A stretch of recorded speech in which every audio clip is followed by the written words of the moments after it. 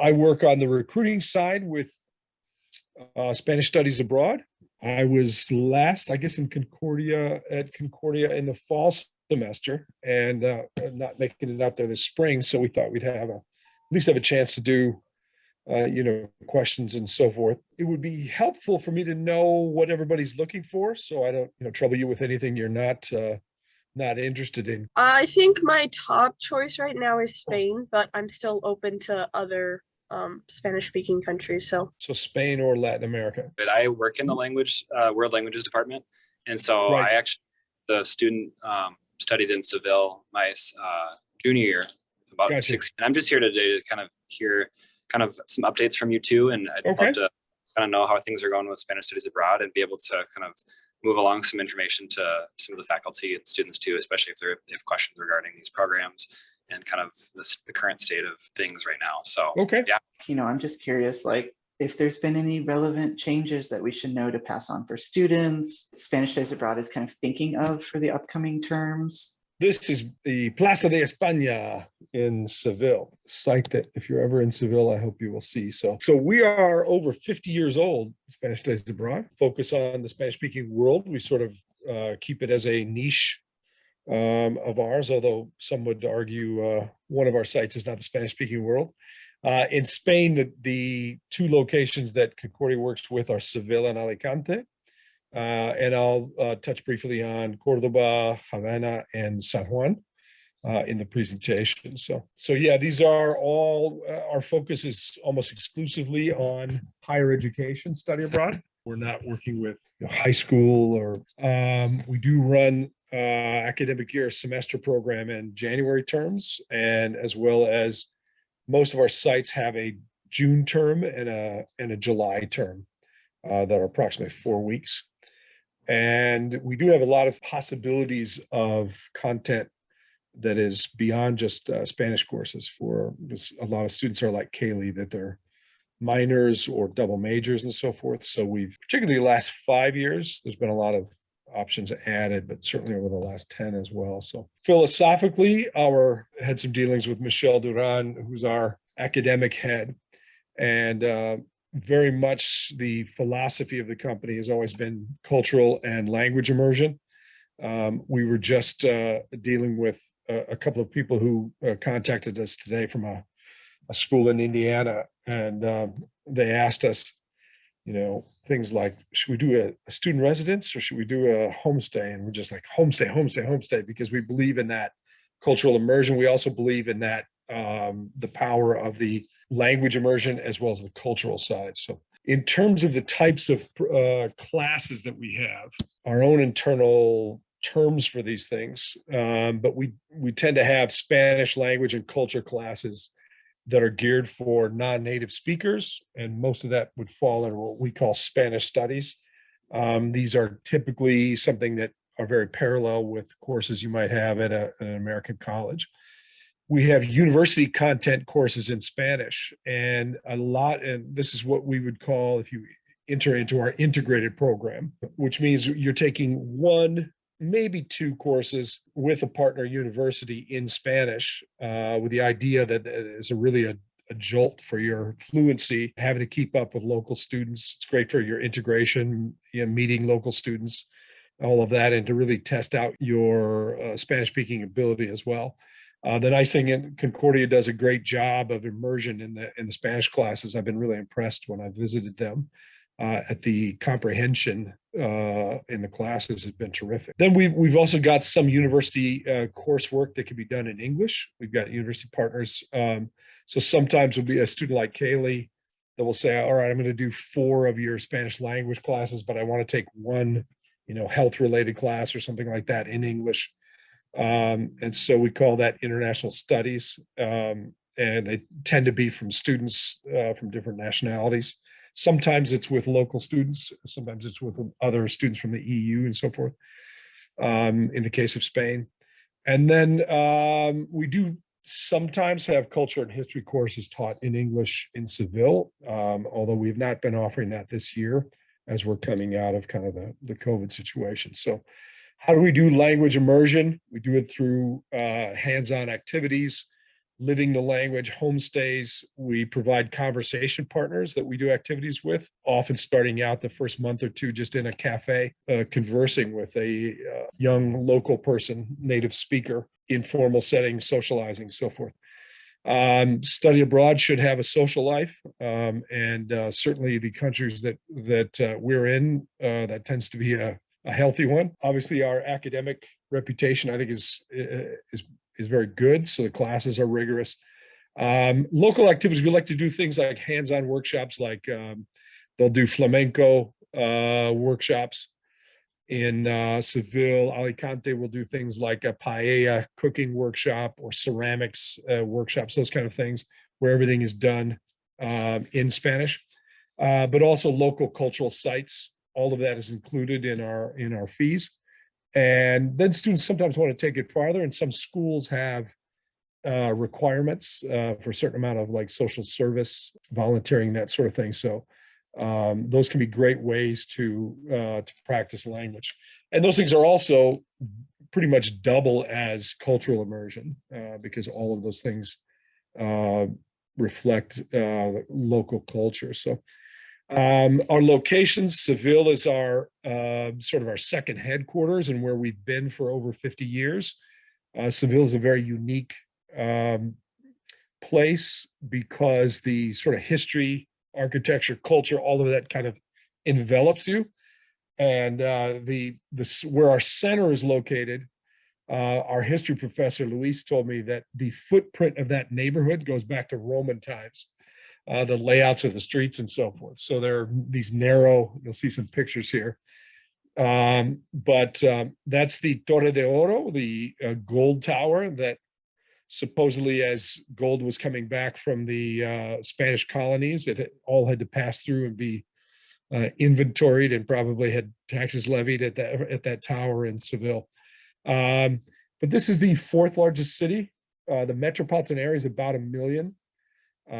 Very mild winters, and summers are quite warm there, but the architecture and so forth in Seville and the atmosphere are really what stands out to our students. I did a focus group when I first joined Spanish Studies Abroad a couple summers ago, and met with some of our summer students. And one of them, the first thing she said before I asked any questions is, "You have to talk more about your center," which I'm going to show you. She said Americans aren't used to being around this kind of, old buildings and architecture and atmosphere. She was really impressed. But the neighborhood on the left is the neighborhood where our center is. It's called the Barrio Santa Cruz, and that's the one that the layout of the streets goes back to Roman times. And it's a little bit jarring to Americans used to big parking lots and things like that. Sometimes I stand in the middle, I feel like I can almost touch both sides of the buildings. But in the bottom right, you'll see the Moorish Arab influence there, the Plaza de España we've seen, and the bull ring, which you can't leave out when you're there. So what our students tell us they like about this, and our feedback, is the typical lifestyle and culture. It's more Spanish than Madrid is. It's tapas and flamenco and sangria, and all of the sort of stereotypes of Spain are sort of from the south. Very compact city, walking, biking, public transportation, always things to do.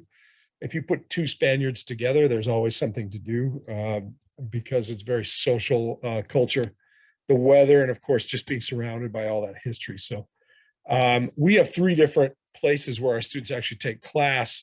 For the integrated program now, where you take a class in Spanish, it's down the road just a little bit from us at the University of Seville. Believe it or not, that building on the left at one point was a tobacco factory, which does not meet my stereotype of what factories look like. The middle picture is our center.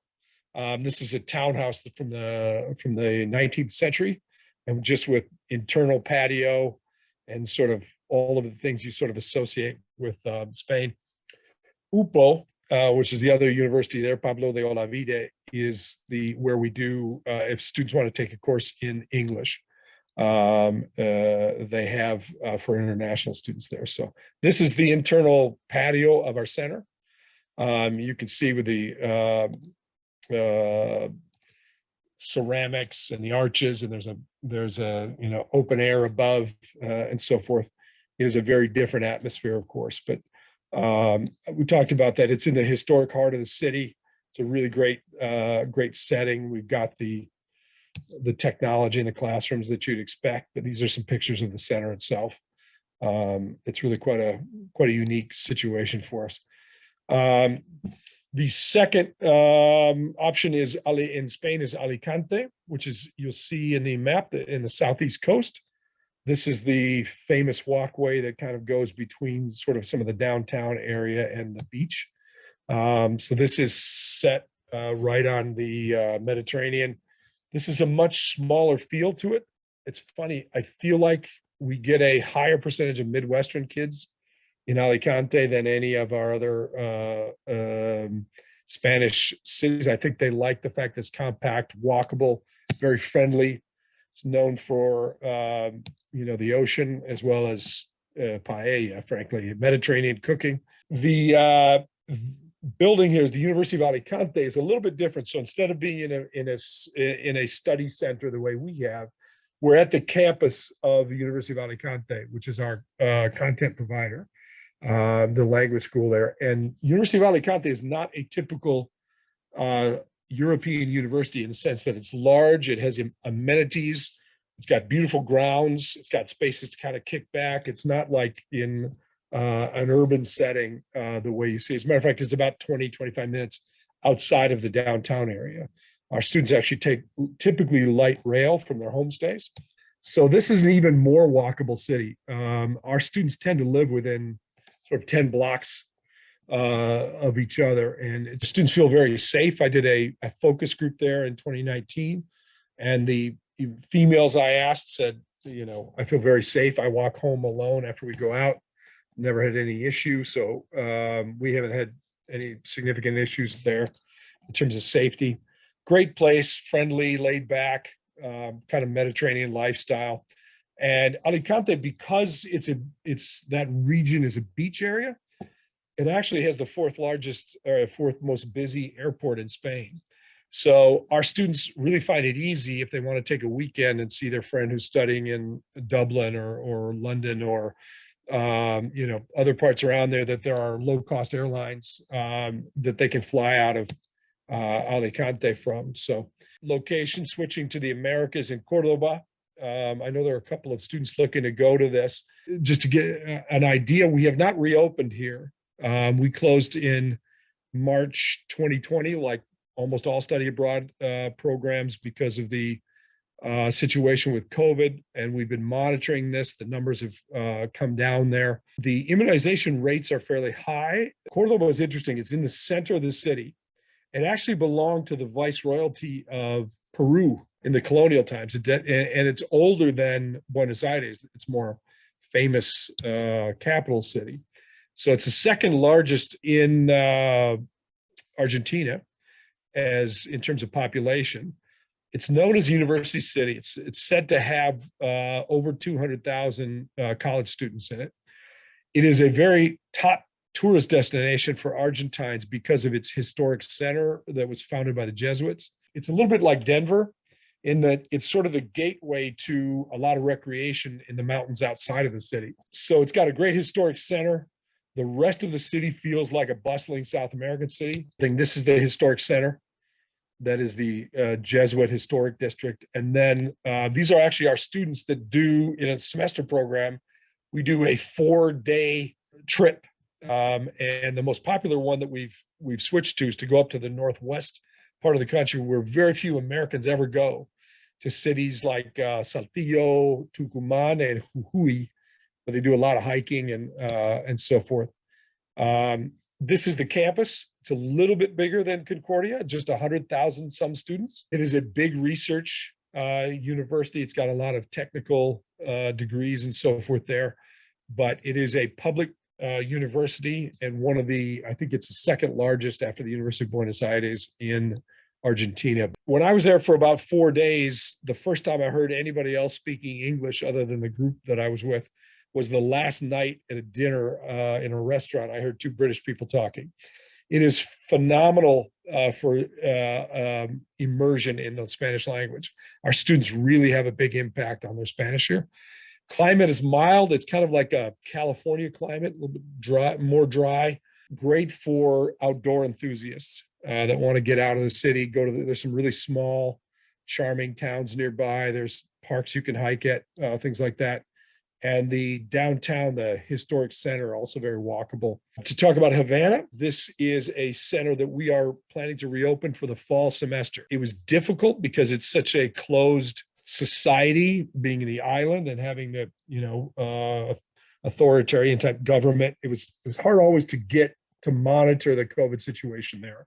The healthcare system is quite good in Cuba, but they don't always have as many resources as you would like. So it's a little bit of a contrast. Havana is a lively, vibrant metropolitan hub historically for cultural things now, but historically there were music on corners, a lot of festivals, really a lot of different places to check out kind of cutting edge art, muralists.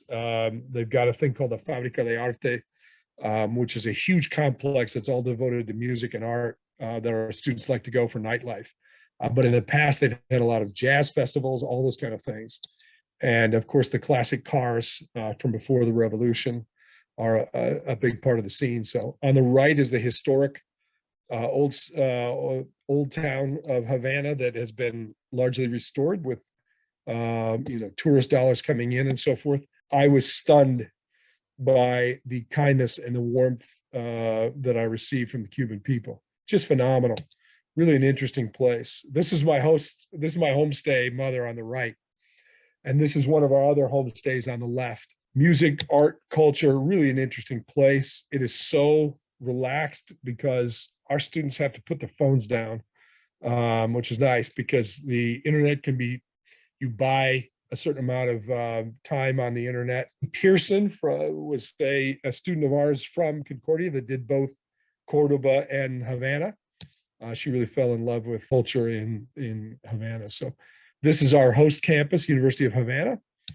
It's the oldest private university on the campus. This mostly focuses on language that are international and local students in some different classes that can be literature, economics, a few different areas.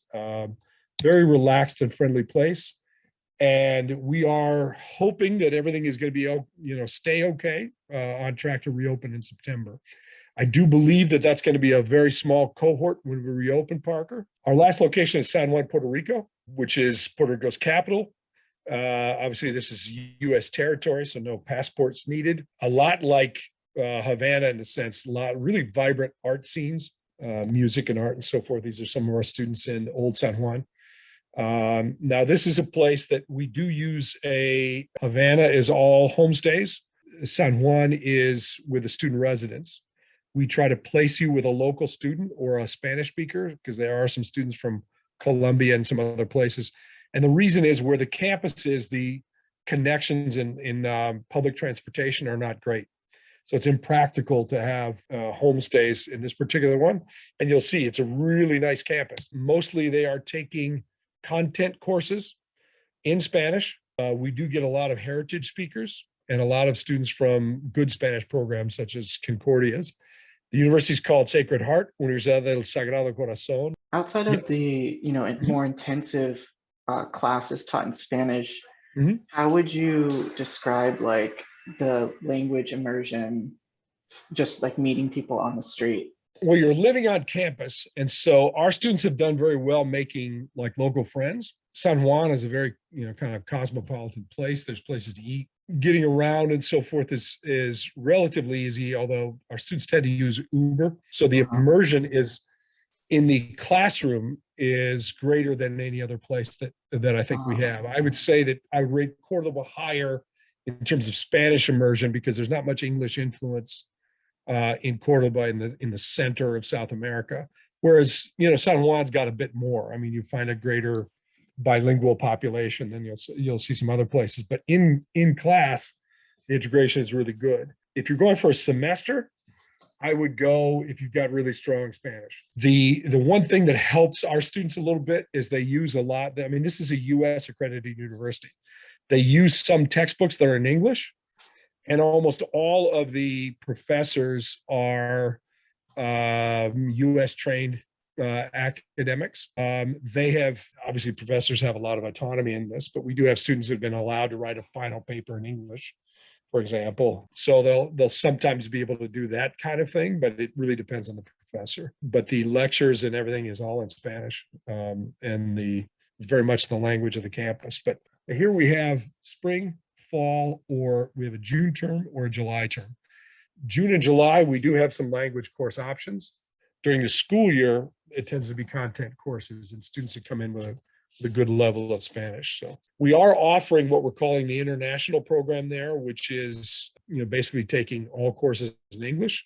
Because Sagrado, what they're trying to do is to move to a little bit more offerings in English for the benefit of their local students, so they will graduate with a better English. So far, the offerings on that are very limited. You'd almost have to be like a freshman doing some of your first gen ed stuff to be able to fill up a course load in English there. So we're hoping that gradually they will expand that and it will be a little bit more interesting. So there are undergraduate courses, in some of those fields in Spanish, Kaylee. So those are the locations that we've got. It's pretty simple you should do all the process at Concordia first, then in the apply now button in the upper part of our website. It's a pretty simple process to go. In terms of anything related with, COVID and so forth, Spain has done a really good job with this. They really haven't had school or, university campus closures this school year. Michelle, our academic director who lives in Seville, believes that they will probably be rolling back some more of the regulations in terms of masking and so forth, and very soon, she believes. It would be nice to have a summer that people at least had the option to wear the mask or not. But at this point, in-class students are still doing masking.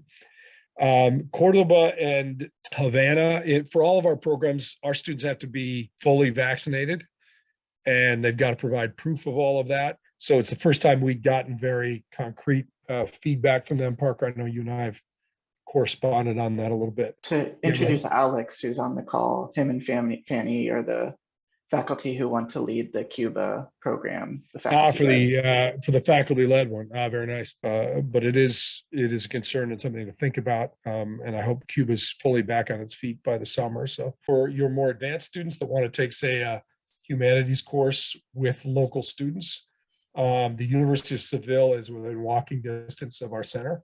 So we have some people, we do what we call integrated, and they'll take a class at the university and then like 4 classes at our center. And David, in Seville, also you mentioned that there could be English classes taught in STEM topics and then also in history. Sometimes at our center in the summertime, we've had some, particularly in the summer, we've had some call for history of Spain, things like that we taught in English. Maybe had some lower level students. In Seville, you can take a full range of university courses in English at UPO, the university. But in those cases, you tend to do your whole day there and not at our center, but you do the activities and the housing and so forth through Spanish Studies Abroad. Thank you, David. And all right.